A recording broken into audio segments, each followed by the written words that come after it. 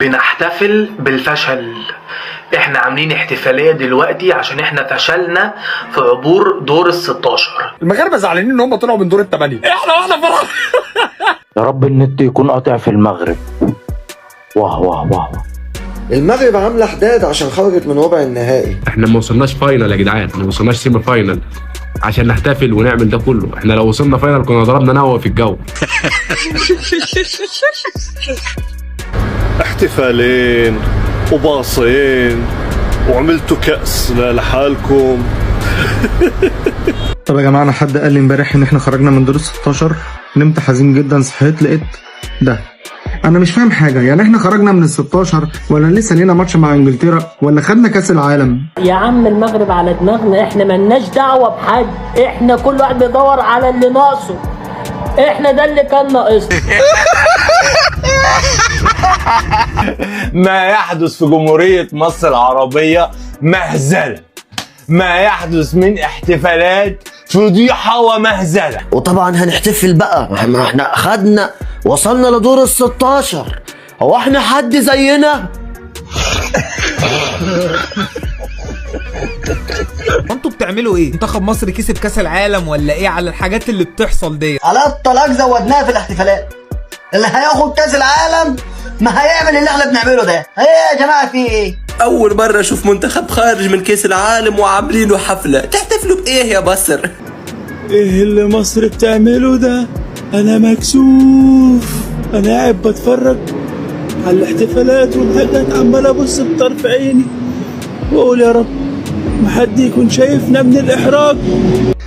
المغرب غادرت، المانيا غادرت، هولندا غادرت، كرواتيا غادرت، البرتغال غادرت، النرويج غادرت. كل هؤلاء غادروا في صمت. يا جدعان، ومحدش واخد باله ان الموضوع بوخ قوي مننا، يعني الموضوع بقى رخم بصراحه. يعني طالعين من دور ال16، مقام دور ال16، مقام هنعمل له مقام. يا نهار اسود، تخيلوا لو كنا خدنا كاس العالم. يا نهار اسود، يا نهار اسود، والنايل عليا وعلى سنيني واللي خلفوني وجدودي وجدود جدودي. يا رب المغاربة ما يشوفوا اللي بيحصل ده. مش ناقصة هيستلمونا، مش هيسيبونا. تحفيل. ما شفناش منتخب المغرب بعد ما وصل لدور ال8 عمل حاجه، ولا شفناهم لما وصلوا للدور اللي قبل النهائي مثلا عملوا احتفالات ولفوا الاستاد ولفوا العالمين موضوع افور قوي تقريبا مننا. يا لهوي يا لهوي، دول عملوا حفله بجد بناس بدور ال16. ده في حفله، انا قريت الخبر امبارح ما صدقتش، قلت فيك. ادينا بشكل كويس واحتفلنا وتحمسنا وجم، وبالفعل في العالمين تم الاحتفال بيهم والرئيس كرمهم. فبلاش الموضوع بالبلدي كده يبقى ماسخ ودمه تقيل. هنا عن حضارة 7000 سنين يا باشا. احنا الدنيا، احنا ما فيش زينا. احنا عندنا الاهرامات وعندنا النيل، ابو الهول، وهي الحضارة الوحيدة اللي وقفت في 7000 سنين. ومفيش حد شايف اللي انا شايفه ان احنا افورنا في الاحتفالات، افورنا قوي قوي يا جدعان.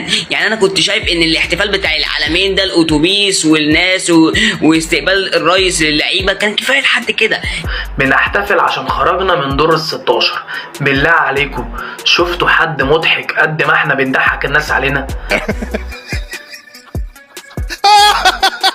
شوف يا اخي، انا والله بتفرج وانا محرج، واكيد حضرتك برضه محرج، واكيد حضرتك كنت بتتفرجي محرجه. اي حد عنده ذره عقل هيحرج من الوضع اللي بيحصل. احنا اكبر من كده بكتير، احنا بنقل بنفسنا باللي احنا بنعمله. المنتخب المغربي وصل للمغرب وهم مستحيين من ابناء شعبهم، رغم انهم كانوا ضمن الثمانيه الكبار في العالم، لكنهم رجعوا مستحيين. ليش؟ لانهم بيذهبوا عيونهم على الكاس، رغم أنه أفضل منتخب عربي، مع ذلك رحلوا بصمت بدون أي ضجيج. أي حاجة غير كده فضيحة ومهزلة. احنا من ساعة ما جينا واحنا عمال نحتفل. جماعة احنا غلبة قوي، والله احنا غلبة قوي يعني. ولا عملنا ايه؟ حتى العميد نازل مش فاهم في ايه، لقى ناس كتير قوي عمالة بتصوت، لسه هيديهم واحدة كده لقاهم تبعنا راح مشاوي. بعدين ايه ده؟ كل ده كاس عالم، وطالما عندنا كاس العالم بالحجم ده بنروح نلعب على الصغير ليه؟ 4-5 ايام مقضينا احتفالات، ولا اكننا مثلا اخدنا كاس العالم بالاحتفالات اللي احنا عمالين نحتفلها دي. في ايه يعني؟ احنا ما كسبناش الارجنتين، ما خلاص كفايه. كفايه يا جماعه، خلاص الواحد ورم، مش مستاهله يا جماعه كل شويه على الطلاق الواحد ماليه نفس. كمية الإحراج، شيء تحتفلوا بإيه؟ بدوري ال16؟ وجايبين تامر حسني وهذا الباص دار مصر كاملة، عنده 10 أيام وهو يدور من حتة لحتة. و370 مقابلة على 4500 محطة إعلامية. مبروك كأس العالم، مبروك. يعني كيف لو ما كان فوز يتيم على نيوزيلندا وخسارة مدوية في دور ال16، شو كان صار؟ شو كان انعمل؟ وايه التيشيرت ده كله؟ مقاس مين التيشيرت ده؟ ما عندناش احنا الاحجام دي. هم ضموا البيج رامي، وده ابراهيم حسن بيعيط. ده مش ابراهيم حسن، ده انا كل 5 دقايق.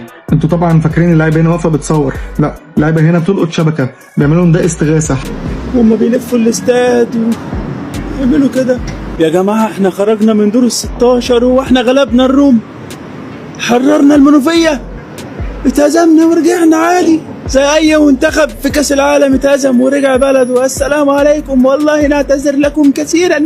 اتكلم في اي حاجه ودي على ميسي، وانت بتدعي على ميسي اشتم الحكم. انت كده بقيت مصري، بقيت مننا، بقيت واحد تعمل له حفله تكريم. انا كمان نفسي كده ان شاء الله يعني قريب تعملوا لي حفله تكريم لما ان شاء الله انوي اخطب، بعد كده اتجوز، بعد كده اعمل فيديو تاني جديد. لان من شويه كان في احتفاليه في استاد القاهره، وانا كمان شايفه انه كفايه. وعلى راي السعدني خلاص اللعيبه جت واتكرمت وطلعوا في كل البرامج وسمعنا كل القصص وكل الحكايات وكل الروايات. انا شايفه ان احنا المفروض نركز على حاجه تانية اهم، والدنيا حلوه يعني، فملهاش لازمه ان احنا كمان نعمل حفله في استاد القاهره. يا جدعان احنا طالعين احنا خارجين خسرانين من كاس العالم، احنا ما خدناش كاس العالم. انا شايف ان احنا افورناها قوي بجد يعني، بصراحه انا مش فاهم يعني. الحاجات دي بالنسبه لنا حاجات قليله عن طموحنا. الموضوع ده بالنسبه لك انجاز بالنسبه للوضع الحالي. عرفتوا وقعتوا نفسكم مع مين؟ عرفتوا انها الدنيا اتوبيس يالا ولف يالا في الاستاد كله يالا، نزل اللعيبه ويجروا كلهم في الاستاد والناس تفرح.